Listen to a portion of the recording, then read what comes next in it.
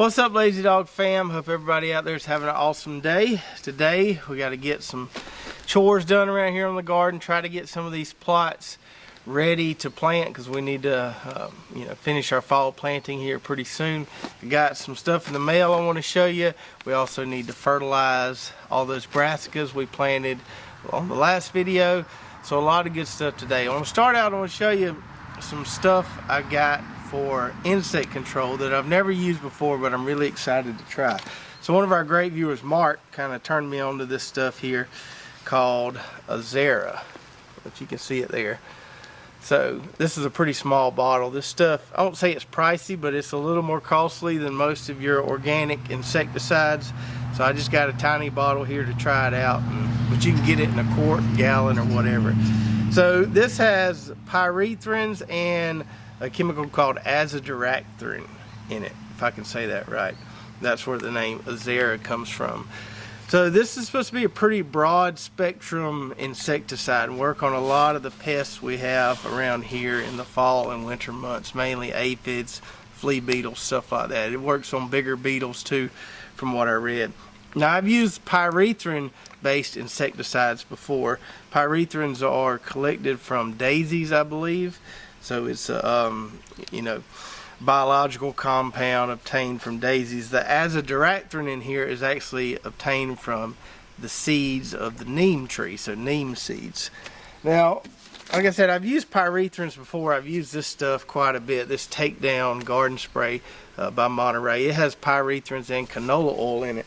Well, the problem I had last year with this is that the canola oil in it would burn certain cool weather crops.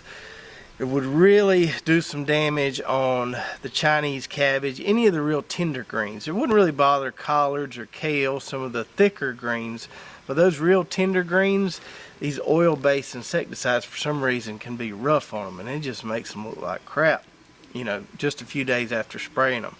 And on the last video, we had a few comments. I think somebody was in Arkansas saying that they don't have any issues spraying some of these oil-based insecticides.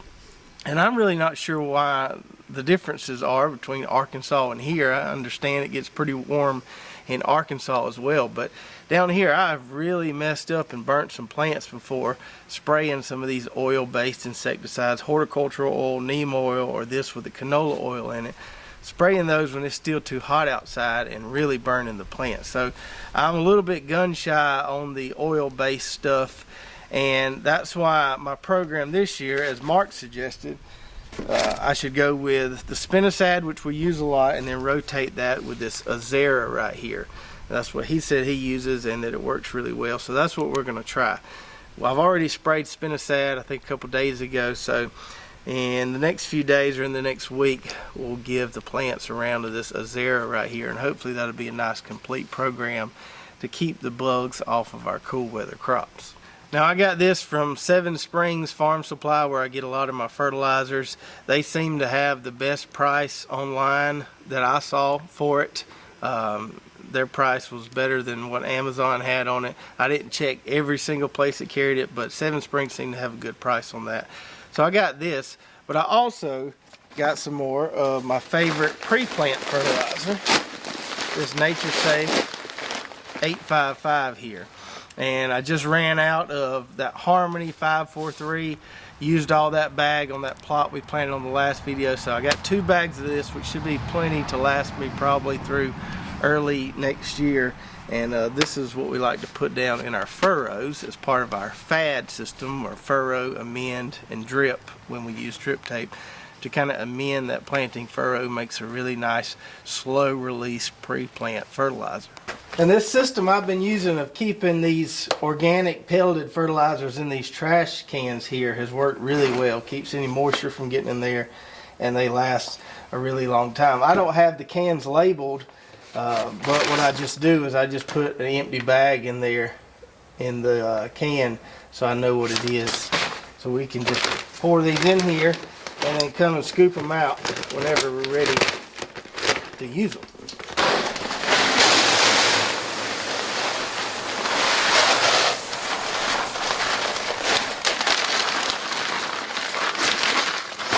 And this big trash can here can usually hold about 2 to 3 bags at a time, so that's why I usually order 2 or 3 bags at a time, because that's what will fit in here, and it's just an easy way for me to keep it stored. I don't have to worry about the rats or anything getting in it. Just keeps it nice and clean for whenever we need it. So now let's go check on that stuff we planted on the last video, see how it's going, and go ahead and shoot some fertilizer to it through the injector and the tripod sprinkler. So we planted all this late yesterday evening. Here it is, the middle of the afternoon the following day. Some of the stuff's looking okay, but some of it is not. You can see that guy right there definitely needs some water if he's going to make it. Some of this stuff is starting to wilt a little bit, and that's one disadvantage to doing this no-till style that we do right here. It takes the plants a little while to get their roots down to where the moisture is in the soil. This compost here is pretty dry on the top there, and a lot of heat coming off of it with it being black like it is. So you really have to overhead water this stuff a good bit. Even if you got drip on it, I've found that you have to really keep those leaves kind of wet and cool in those first few days or that first week, so that this stuff will survive. So that's kind of a downside to this system. Now once those roots reach down there where that original soil is, that should be nice and moist, then we don't have to water this stuff near as much as we will our other plots, but it takes it a little while for those roots to get there. Now on the back half of my property, I have the injector hooked up right at the well, but here I like to put it between these 2 hoses because it takes a pretty long hose to run all the way to the end of this area we call the dream garden. So I'll hook it up here between these 2 hoses.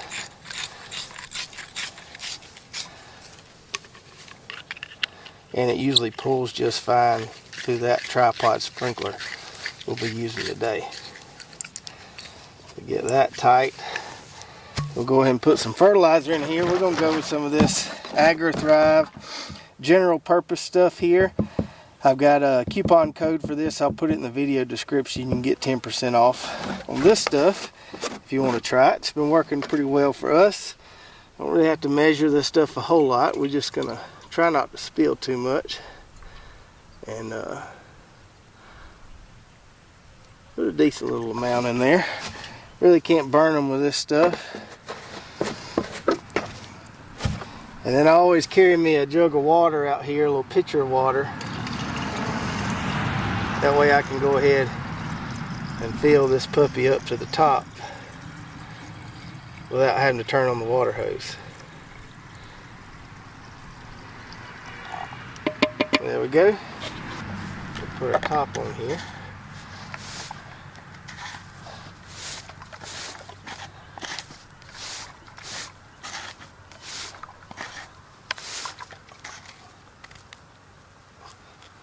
And then make sure our valves are open on the in line and the out line.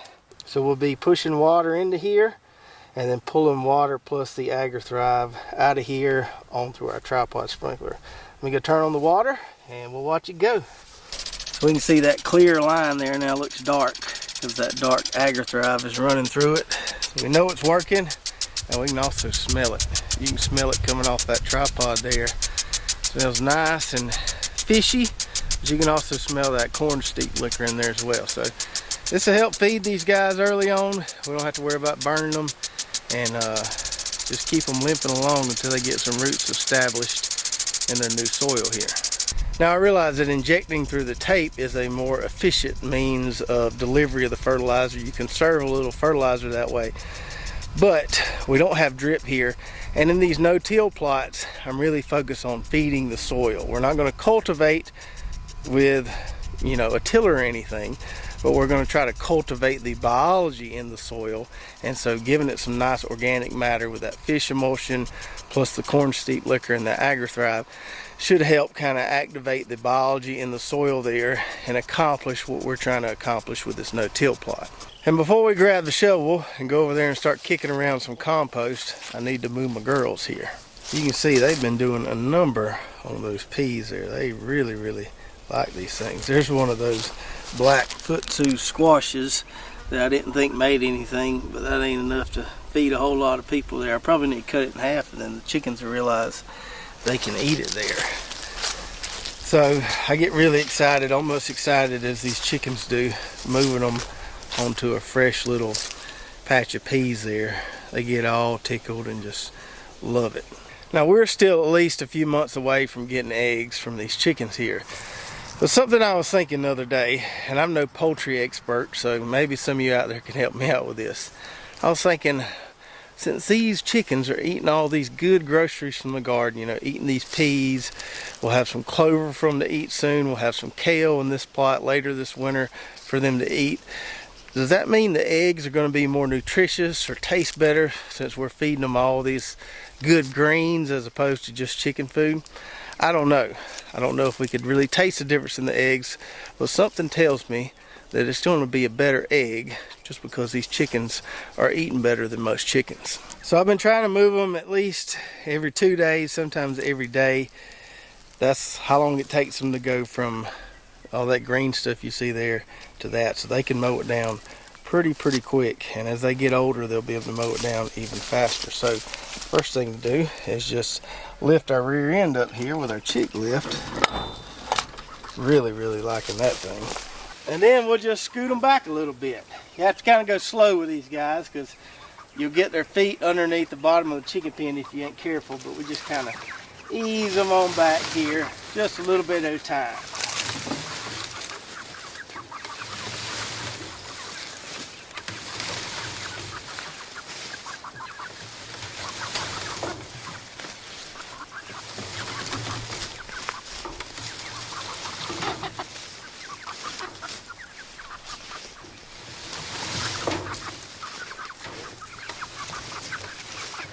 And then we just set it back on the ground here,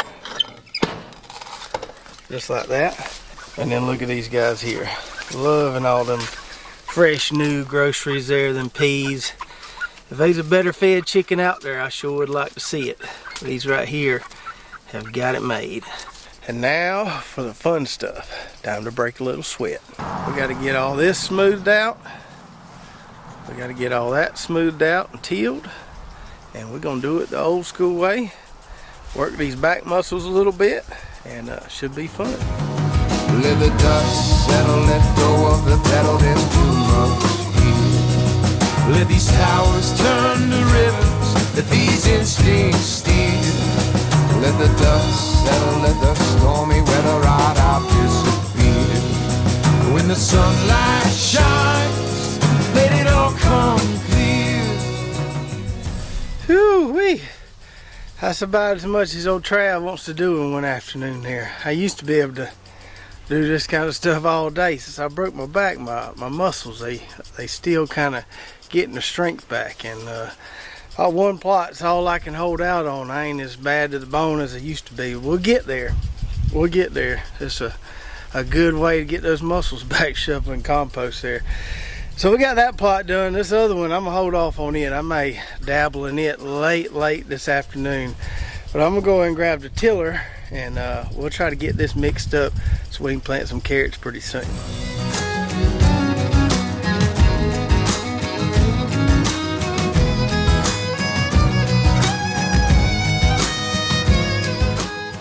All right. That ought to be some mighty fine carrot dirt right there. Nice and fluffy and soft. Now you can tell where that compost was dumped there. It's a little darker, maybe a little uneven, but I ain't gonna lose no sleep on that. So when we're picking out a spot or making a spot for our carrots, a few things we want to consider. We want the soil nice and soft and fluffy, which we just got it right there like that. And we also want it to be in a spot that doesn't crust over bad. So carrots take at least usually 7 days to germinate, and that's keeping the soil moist for 7 straight days. So they take a lot longer to germinate than most things. And if the soil is bad about crusting over from all that repeated moisture that you have to give them to keep it wet for 7 days, then sometimes that can impede those carrots from actually being able to emerge from the soil. So we want some soil like this with a lot of good organic matter in it. We got a lot of cover crop debris in there, but also got a significant amount of compost in there. Should keep things from crusting over and allow them carrots to emerge all fairly uniformly from the soil there. So hopefully on the next video or one of the next two videos will be direct seeding the carrots, beets in here. We need to be getting those lettuce transplants in the ground here. And way back when we did our fall planting video, I listed some of the carrot varieties we're going to be planting, but I've added a few to the mix. Miss Brooklyn notified me that I better have some yellow carrots in the garden, and I didn't purchase any yellow carrots to start with. So I went to buy some yellow carrot seed. I was on a high mowing seed site, and I found this variety I had completely forgot about that I grew several years ago that did really, really well. It's called Miami. It's a hybrid carrot, and did really, really well for me way back, I don't know, 4 years, maybe 5 years ago. Anyway, I got plenty of those seeds, so I'm excited about trying that variety again. So I'm going to call it a day here in the garden. I might hop on the lawnmower for a couple hours, rest and recuperate a little bit. If you haven't already, head on over to our website at lazydogfarm.com. Lots of good recipes, recommended products, and even some cool Lazy Dog Farm merch. If you enjoyed this video, make sure to subscribe, ring the bell, like, and share, and we'll see you next time right here at Lazy Dog Farm. Oh, farewell. By the beauty of your life,